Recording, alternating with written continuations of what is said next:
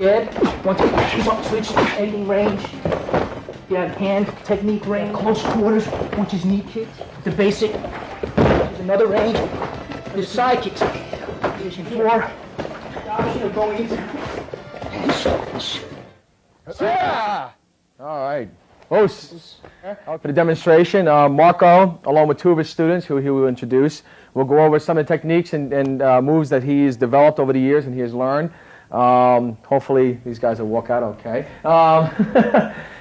Just so you guys know at home, like I say every week, please don't try these moves at home. It's important that you seek instruction of some kind before you attempt any of these moves, making sure that you don't hurt yourself or hurt the person you're training with. Okay, so I'm going to let Marco take it from here. Thank you. Initially, what I want to start out with, in the martial arts, there are many different kinds of fighting techniques. And a lot of times they are more adapted to certain body types. For example, Robert here, who's a little bit taller, he's got long legs. Kicking techniques might favor him in a fighting situation. For example, from here you can use the lead leg front kicks, roundhouse kicks. Here he can switch kick, switch roundhouse kick, this type of thing. So his legs can become a very effective weapon at that particular fighting range. Okay. Next, Dennis here, who's also an instructor at the New Rochelle Boys and Girls Club.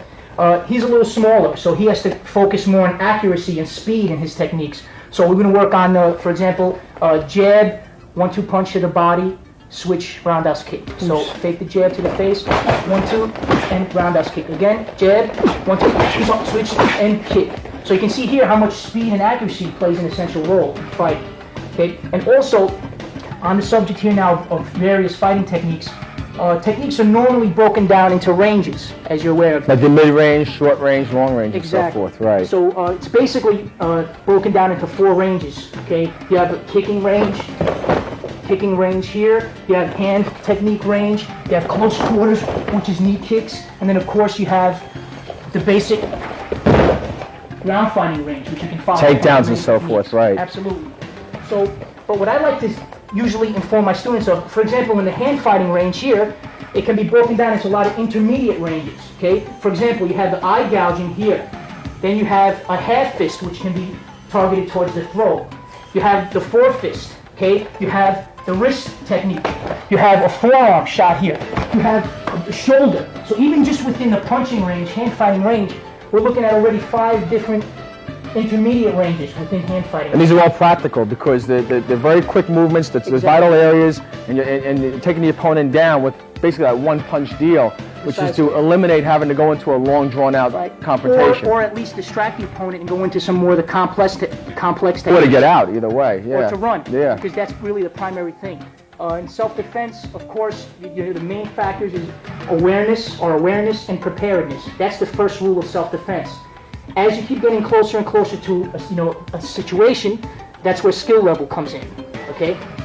Thank you, Robert. Also, to continue on that range aspect, okay, even kicking range, which is delegated as one range, you have the ball of foot, right? Using this part of the foot right here.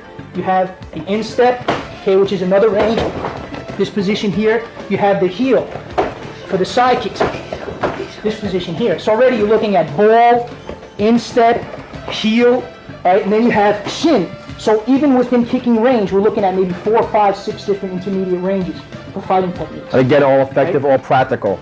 All practical. Again, what I want to, getting into the dilemma that instructors face, what can I teach Robert? What can I teach you? What can I teach a student as he walks into school that he can use almost What's the first thing he'd do? If something happened to him, right? Someone came in and said, hey, exactly. I'm going to come and get you or push him or something. What can he do? Right. So that's why we learn a lot of the basic stuff, striking techniques, punching techniques, for example, 1-2 punch, punches, again, kicks, kicking techniques, okay, from here. And then as time goes on, you develop the confidence level in these techniques. We work into other areas of fight, right? Robert, Dennis, okay. Getting into the next range, okay, just throw a punching technique here. From here, we have many different ranges now. We're getting inside. Here, close, elbow techniques, knees, right? Takedown. From here, then we can work into ground fighting range, okay, from this position. Now with ground fighting, you have 2 different options. You can continue striking from this position here, or, just move up a little bit, Dennis. You have the option of going into different types of arm lock, techniques. right. From here, wrist techniques, or what have you. Okay, so martial arts training has many different aspects to it. I like to think that karate is just the tip of the iceberg when it comes to martial arts training. If we go back maybe 1,000 or 2,000 years, you had the generic term of jiu-jitsu. Jiu-jitsu basically means unarmed combat, and that can involve even stick fighting, knife fighting, or what have you. Okay? Also, talking about different ranges, I showed you before, okay, the sayonage, which is the one-armed throw. Again, Dennis, in this position here, morote sayonage, which is using the hip there, right? Again, you can go into wrist techniques from this position here, okay, various arm locks, continue finishing here. Which is where you combine the jiu-jitsu with the karate together here, and like you said, the tip of the iceberg was karate. Now you combine it all into one. Precisely, trying to bring out the roots of martial arts training. Exactly. Now, as far as trying to put the techniques together, okay, we do, anytime we spar, we normally work on what I call 50% power. Okay, Robert, just do some light, low kicks and punches. Okay, so, okay, now follow up, also, okay, so,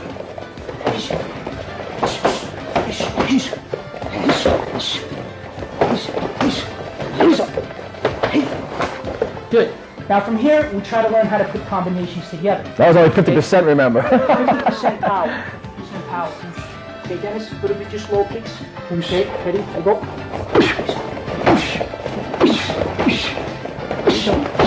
Now you notice sometimes I use just my body weight to block the technique. His low kick comes, I'm going to shift my weight forward. Deflecting it, kind of. Using that deflection there. Or he kicks, I can evade, which leaves him vulnerable. For your takedown. Takedowns or what have you. And do a strike and so forth. Exactly. That's incredible. Also, two more factors. Okay. You have what's called the sucker punch. You hear that a lot. Right. The definition of the sucker punch is that you don't see it. So there's theoretically no defense for it. That's where awareness comes in. You must be aware. Also, headlocks. Okay, we always see headlocks from this position. The typical Sometimes headlock. Too late. People try to sucker punch up in the head and everything. So I get out of that. Too late sometimes. Right. So awareness is the key. If he goes for a headlock and I'm just aware of a threat, okay, again, I'm ready for it. You took it out already. Right. It's amazing. And the way you described everything here, putting it together, the awareness and the attitude, knowing that, hey, before I get into the competition, having to block him out, having to strike him back, I'm going to stop him before he even gets that far. Exactly. You know, kind of like do like a little premonition or what's that, like knowing that, you know, ESP there, knowing that something's going to happen and deflecting it. That's one of the highest levels of martial arts training, is That's trying great. to sense what your opponent's doing. And I think that's possible through kata training Right. and a lot of sparring or randori in the class. Because you just saw it here.